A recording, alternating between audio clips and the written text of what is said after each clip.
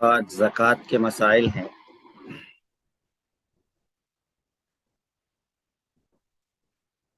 ज़कात के फ़ज़ाइल वग़ैरह तो आप हज़रात सुनते रहते हैं। ज़कात अदा करना ज़रूरी है और इस्लाम के फ़राइज़ में से, अरकान में से है।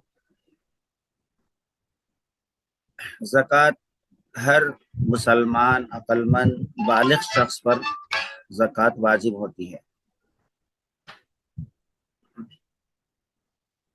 ज़कात वाजिब होने के लिए माल का अपनी मिल्कियत में होना ज़रूरी है। माल खुद अपनी मिल्कियत में हो, अपने कब्ज़े में हो।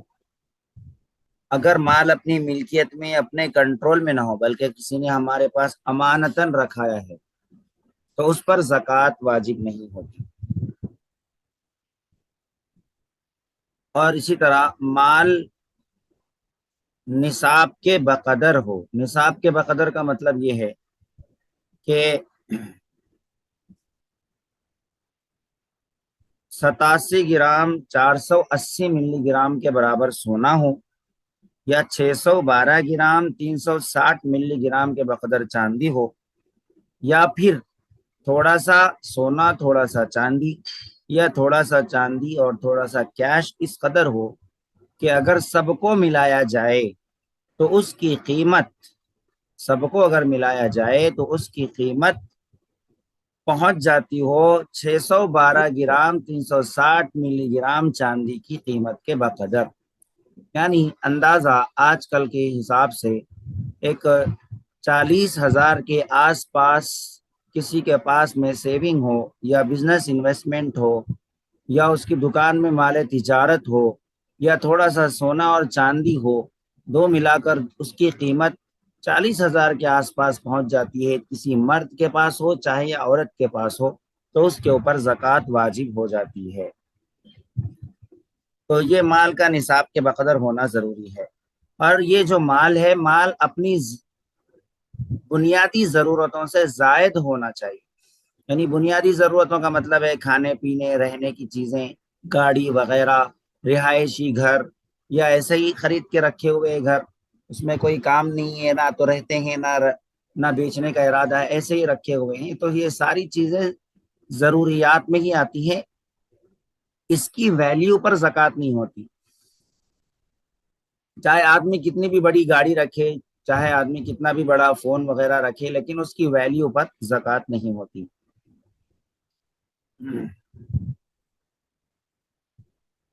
घर का फर्नीचर वगैरह है, या कोई अपने पेशे में काम आने वाली चीजें हैं, रोजगार के लिए काम आने वाली चीजें, उसकी भी वैल्यू पर ज़कात नहीं होती। और इसी तरह माल का जो है कर्ज से खाली होना जरूरी है। यानी अगर मकरूज है बंदा, तो अब देखना होगा कि उसके जिम्मे कर्ज कितना है और माल कितना है। अगर कर्ज माइनस करने के बाद में उसके पास में माल 612 ग्राम चांदी की कीमत के बराबर पहुंचता है, यानी कि 40,000 के आसपास तक उसका माल पहुंच जाता है, तो फिर उसके ऊपर ज़कात वाजिब होगी। कर्ज माइनस करने के बाद अगर इतना माल बचता है, अगर कर्ज माइनस करने के बाद इतना माल उसके पास नहीं बचता, तो फिर उसके ऊपर ज़कात वाजिब नहीं होती।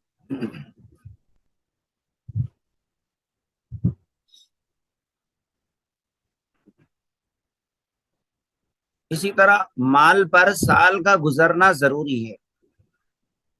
एक साल का गुजरना जरूरी है। अब एक साल के गुजरने से मुराद ये है कि मिसाल के तौर पर साल के शुरू में और साल के आखिर में उस बंदे के पास में 40,000 रुपए रहे हों। अब 40,000 रुपए से कुछ जायद हो गए दरमियान में, फिर कुछ कम हो गए, फिर कुछ जायद हो गए, फिर कुछ कम हो गए, या फिर 40 से भी कम हुए, लेकिन साल के एंडिंग में फिर उसके पास में मुकम्मल माल आ गया और 40 हो गए या 40 से जायद हो गए उसके पास में, तो फिर उसके ऊपर ज़कात वाजिब होती है। तो साल की शुरू में, साल के आखिर में, साल के शुरू में के मुराद ये है, साल मतलब इब्तिदा का मतलब ये है कि जिस तारीख को माल आया है वहां से स्टार्ट करेंगे।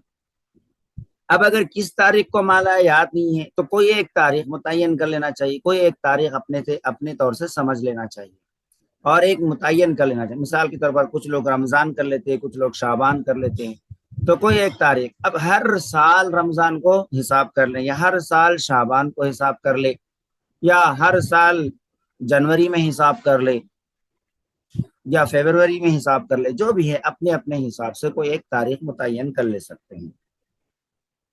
مثال فرض کریں کہ گزشتہ سال 10 رمضان کو اگر آپ کے پاس 5 لاکھ روپے کے مالک تھے، جس پر ایک سال بھی گزر گیا تھا، زکوٰۃ اس کی ادا کر دی گئی تھی، اب اس سال رمضان تک جو رقم آتی جاتی رہی اس کا کوئی اعتبار نہیں، اس رمضان میں دیکھ لیں کہ آپ کے پاس اب کتنی رقم ہے اور اس رقم پر زکوٰۃ ادا کر دیں۔ مثلا اس رمضان میں 6 لاکھ روپے آپ کے پاس قرض نکال کر باقی بچ گئے ہیں، تو 6 لاکھ پر 2.5 زکوٰۃ ادا کریں۔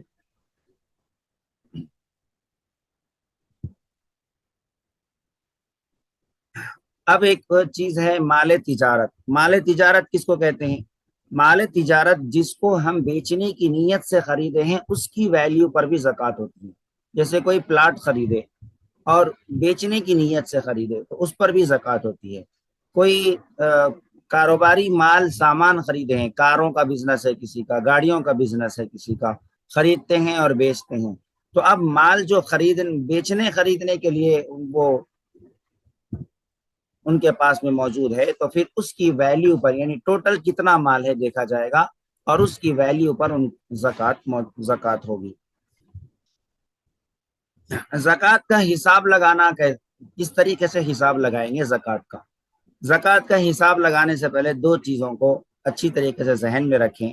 نمبر ایک، زکوٰۃ کن کن چیزوں پر ہمارے پاس واجب ہو رہی ہے، زکوٰۃ ہم پر کن کن چیزوں پر واجب ہو رہی ہے۔ اب مثال کے طور پر کہ جیسے ہمارے پاس میں کیا کیا چیزیں ہیں، سونا، چاندی، کیش، بینک بیلنس، کسی کو ہم پر پیسے دیے ہوئے ہیں، امانت کے طور پر دیے ہوئے ہیں، سیکیورٹی کے طور پر دیے ہوئے ہیں، ہاں کوئی ایسے ہی کسی کو ہم رکھیں، کسی کے پاس ہم رکھائے ہیں، یا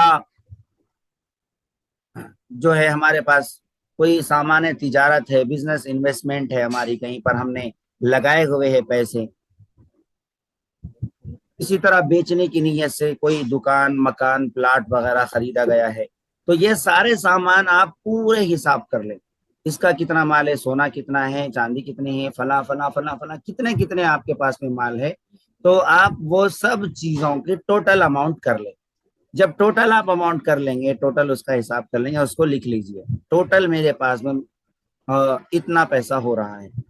اب اس کے بعد میں پھر آپ یہ کریں کہ اگر آپ کے اوپر کوئی قرضہ ہے تو قرض کو مائنس کرتے جائے، قرض مائنس کر دیجئے، اس مہینے کے جو ضروری اخراجات ہے، گیس کا بل ہے، کرایہ ہے وغیرہ وغیرہ، یا تنخواہیں دینا ہے وغیرہ وغیرہ، یا پھر کہیں پر قسطیں دینا ہے تو وہ قسطیں وغیرہ، یہ ساری چیزیں آپ مائنس کر لیں۔ مائنس کرنے کے بعد بچتا کتنا ہے دیکھیں۔ اب جب بچ گئے، اس بچے ہوئے مال کو، یعنی اب پورا سب کچھ حساب لگا کر اگر آپ کے پاس میں میں مثال کے طور پر کہہ رہا ہوں کہ اگر 1 لاکھ روپے بچتے ہیں تو اب 1 لاکھ کو آپ کیلکولیٹ کریں، 1 لاکھ کو کیلکولیٹ اس کے بعد میں اس کو 40 میں ڈیوائڈ کریں، 40 میں ڈیوائڈ کریں۔ جیسے ہی آپ 40 میں ڈیوائڈ کریں گے تو آپ کو آنسر آئے گا 2500۔ اب اسی طریقے سے آپ کو کرنا ہے، 1 لاکھ ہے ڈیوائڈ 40، 2500، 2 لاکھ ہے ڈیوائڈ 40، آپ کو 5000 آئے گا۔ 1.5 لاکھ کا کریں اسی طریقے سے، یا پھر 10 لاکھ کا کریں، 20 لاکھ کا کریں، طریقہ زکوٰۃ نکالنے کا یہی ہے۔ جتنا مال ہمارے پاس میں ہے، کس کس شکل میں ہے، وہ سب حساب لگا کر کرنا ہوگا۔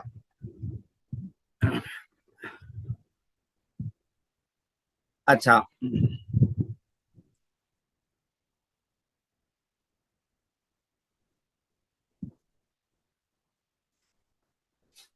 زیورات جو ہوتے ہیں، بعض لوگ ایسا کہتے ہیں اور آج کل بول رہے ہیں کہ زیورات پہ زکوٰۃ نہیں، حالانکہ یہ مسئلہ غلط ہے۔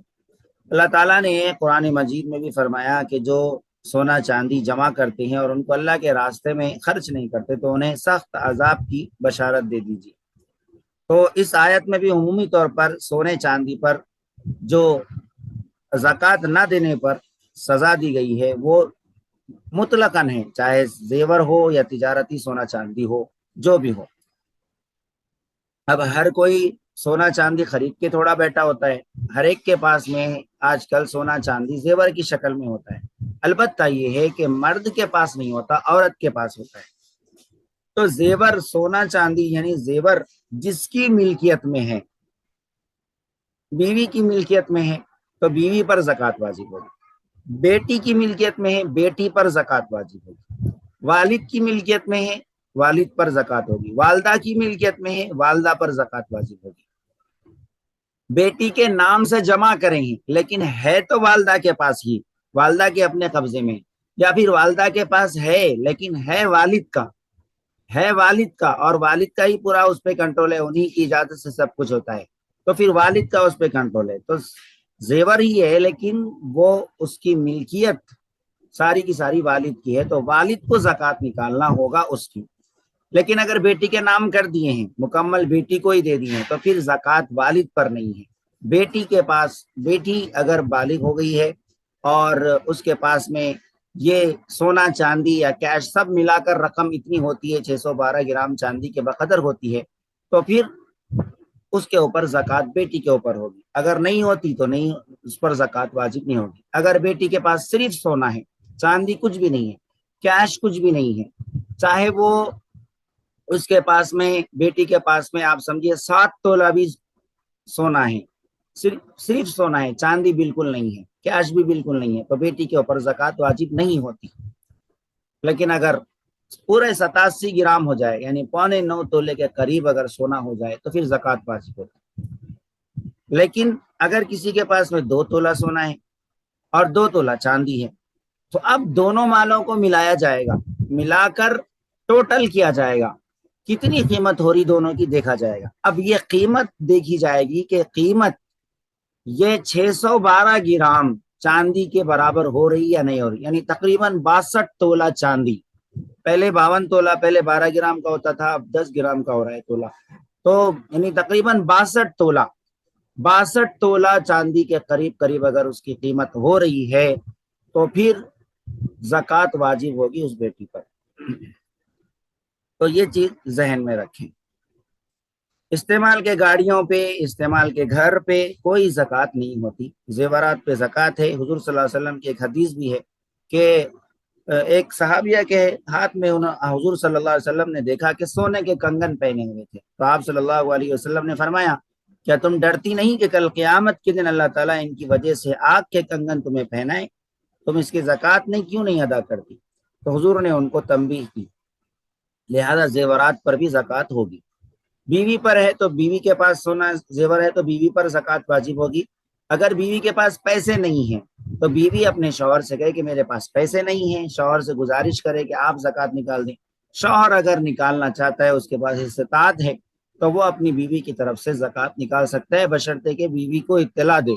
ऐसा ना हो कि बगैर बीवी को इत्तला दिए कि हर साल खुद ही निकाल रहा है, ऐसा ना हो। बीवी को इत्तला दे कि मैं आपकी ज़कात निकाल रहा हूँ, उसके बाद में ज़कात की नीयत से अदा करें। बहुत सारी मर्तबा ऐसा होता है कि शौहर के पास में कोई सेविंग नहीं होती, कोई बैंक बैलेंस नहीं होता, कोई इन्वेस्टमेंट नहीं होती, सिर्फ बीवी के पास सोना चांदी होता है। मिडिल क्लास में अक्सर ऐसा होता है। तो अब बीवी की सोना चांदी पर ही ज़कात होती है। शौहर के पास चूंकि कुछ नहीं है, इस वजह से उसके ऊपर ज़कात वाजिब नहीं होती। अच्छा, ज़कात देने के लिए नियत करना होगा। रकम देते वक्त में नियत करे या रकम अलग करते वक्त में नियत करे। और ज़कात देने वाला अगर किसी और के जरिए से रकम देना चाहता है तो जिसको दे रहा है उसको देते वक्त में ज़कात की नियत कर ले। अगर कोई नियत नहीं किया, ऐसे ही माल दे दिया किसी को उठा के, अचानक से कोई गरीब आया, फकीर आ गया, उसको दे दिया, बाद में उसको एहसास हुआ कि अरे मुझे तो ज़कात भी दे देनी थी, चलो मैंने जो दे दिया ना उसी को ज़कात समझ लेता हूँ, ऐसा समझ लेने से नहीं होता। देते वक्त नियत हो या माल अलहदा करते वक्त में नियत हो। कभी ऐसा होता है कि हमने ज़कात के लिए माल अलग किया हुआ है, वो माल घर में है, और हम बाहर रोड पे निकले हुए, अचानक से कोई बहुत परेशान हाल हमारे सामने आ गया, अब क्या करें? تو ہمارے جیب سے نکالتے وقت میں ہم نیت کر لیں کہ وہ جو گھر میں رکھے ہوئے پیسے زکوٰۃ کے میں اسی میں سے دے رہا ہوں، اور گھر جا کر وہ زکوٰۃ کے پیسے اپنے جیب میں رکھ لیں۔ اس طریقے سے بھی کر سکتے ہیں، وہی نوٹ دینا ضروری نہیں ہے۔ جس کو زکوٰۃ دے رہے ہیں اس کو مالک بنانا ضروری ہے کہ اس کا مکمل قبضہ ہو جائے، پھر وہ اپنی مرضی سے جہاں چاہے استعمال کرے، چاہے اس کو کیش بھی دے سکتے ہیں یا سامان کی شکل میں بھی دے سکتے ہیں، کسی بھی طریقے سے دے سکتے ہیں۔ زکوٰۃ کی مال کا مالک بنانا اس کو ضروری ہے، ایسا نہیں کہ اس کے ہاتھ کو دے رہے ہی نہیں بلکہ کسی اور کو دے رہے، بھائی آپ کا جو ہے میں نے بل بن دیا ہے ادھر، آپ کا میں نے فلاں کر دیا ہے، آپ کا میں نے فلاں کر دیا، اس طریقے سے نہ ہو، بلکہ اس کو مالک بنانا، چاہے سامان کی شکل میں ہو یا مال کی شکل میں ہو، وہ اس کا مالک ہو جائے۔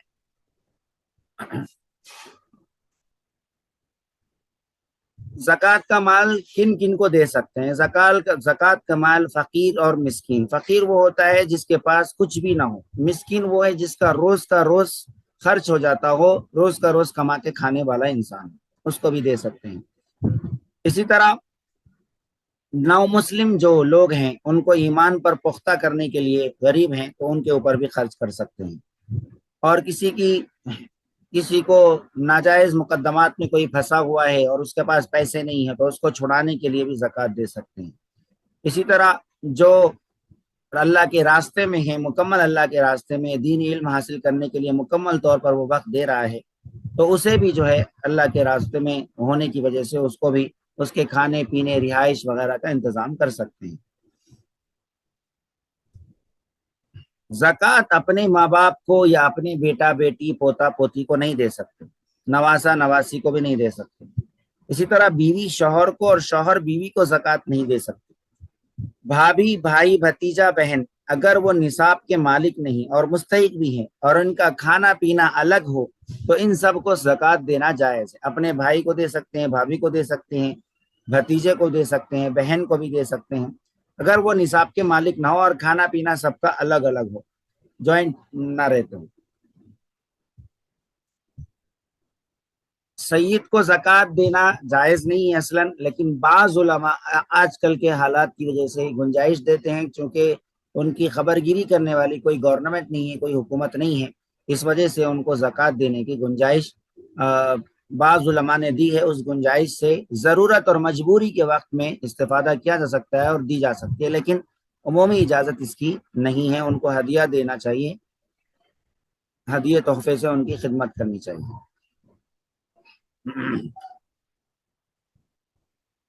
مسجد کی تعمیر میں زکوٰۃ کی رقم نہیں دے سکتے، کوئی بھی تعمیری کام میں زکوٰۃ کی رقم نہیں دے سکتے، مالک بنانا ضروری ہے۔ تنخواہ زکوٰۃ کی رقم سے نہیں دے سکتے۔ ایسے این جی اوز یا ایسے رفاعی ادارے جو غریبوں کی خدمت کرتے ہیں لیکن طریقہ ان کا درست نہیں ہے تقسیم کرنے کا، تو پھر ان کو بھی زکوٰۃ نہیں دے سکتے۔ اگر وہ درست طریقے سے تقسیم کرتے ہیں تو پھر ان کو دے سکتے ہیں۔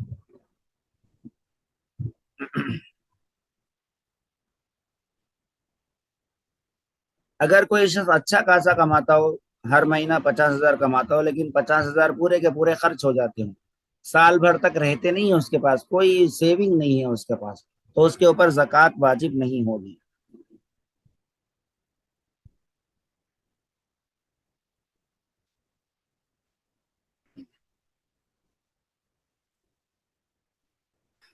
اگر ہم مقروض ہیں، قرض میں مبتلا ہیں، یعنی ہم کسی کو قرض دیے ہیں، یہ مسئلہ سمجھ لیتے ہیں، اگر ہم نے کسی کو قرض دیا ہے، اگر وہ قرض واپس آنے کی امید ہے تو اس کی بھی زکوٰۃ نکال لیں، اگر واپس آنے کی امید نہ ہو تو پھر اس کی زکوٰۃ واجب نہیں ہے۔ جب وصول ہو جائے گا اس وقت میں اس کی واجب ہوگی۔ بزنس کے جو قرضے ہوتے ہیں عام طور پر لین دین چلتا رہتا ہے، آج کل آ جاتے ہیں، تو یہ بزنس کے قرضے کو مائنس نہیں کیا جائے گا کیونکہ وہ آتے جاتے رہتے ہیں، لہذا وہ بزنس کے قرضوں کو ہم اپنی ہی ملکیت میں شمار کر کے وہ سارے مال کا 2.5% نکالیں گے۔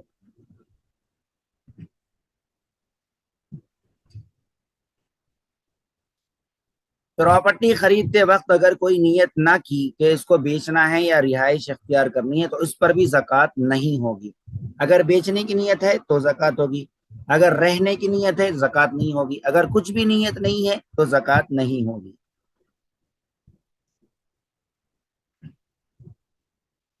زکوٰۃ کی رقم کسی اور جگہ ہم بھیج رہے ہیں تو سروس چارجز جو بینک والا لیتا ہے وہ سروس چارجز زکوٰۃ کی رقم سے نہیں دے سکتے، اس کے علاوہ سروس چارجز دینا ہوگا، کیونکہ زکوٰۃ دینا ہماری ذمہ داری ہے کہ ہم اپنا پیٹرول خرچ کر کے مستحق تک پہنچائے، یا پھر سروس چارجز جو آج کل لگتے ہیں بینک کے تھرو بھیجنے کی وجہ سے وہ ہم خود اپنی جیب سے ادا کریں، زکوٰۃ کی رقم میں انکلوڈ نہیں ہوں گے وہ۔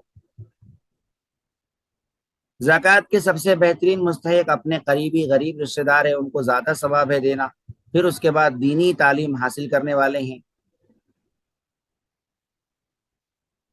تو ان سب کو جو ہے زکوٰۃ دینا زیادہ بہتر ہے۔ پڑوسی ہے، اپنے گھر کے اطراف و اکناف میں، ان سب کو دینا یہ زیادہ بہتر ہے۔